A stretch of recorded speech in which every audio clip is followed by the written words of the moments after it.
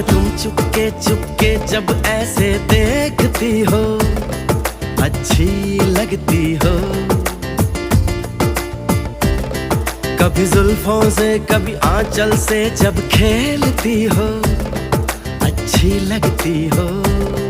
अच्छी लगती हो, अच्छी लगती हो, अच्छी लगती हो, अच्छी लगती हो।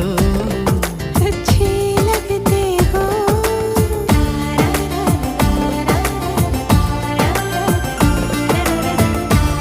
নিতে হবে। এইবার গ্রেভির জন্য আরেকটু সরষের তেল গরম করে তেজপাতা আর গোটা গরম মশলা ফোড়ন দিতে হবে। তারপর পেঁয়াজ, আদা, রসুন, কাঁচা লঙ্কা আর কিছু বাদাম দিয়ে মিহি করে বেটে দিয়ে দিতে হবে। কিছুক্ষণ কষিয়ে নিয়ে দিয়ে দেবো টমেটো পেস্ট। তার সাথে দেবো হলুদ গুঁড়ো, লঙ্কার গুঁড়ো, জিরে ধনে গুঁড়ো, স্বাদ মতো নুন এবং সামান্য চিনি। কষানো হয়ে গেলে গরম জল দিয়ে ঝোল ফুটে যাওয়া পর্যন্ত অপেক্ষা করতে হবে। প্রায় 5 মিনিট ঝোলটাকে ভালো করে ফুটিয়ে নিয়ে তারপর কোফতাগুলো দিতে হবে। এবার ঘড়ি ধরে ঠিক 1 মিনিট পরে গ্যাসটা বন্ধ করে দিতে হবে। তারপরে গরম মশলার গুঁড়ো আর ঘি ছড়িয়ে দিলেই তৈরি হয়ে যাবে ওল চিংড়ির কোফতা কারি। বাড়িতে বানিয়ে জানাবে কেমন লাগলো আজকের রান্নাটা তোমাদের। টাটা।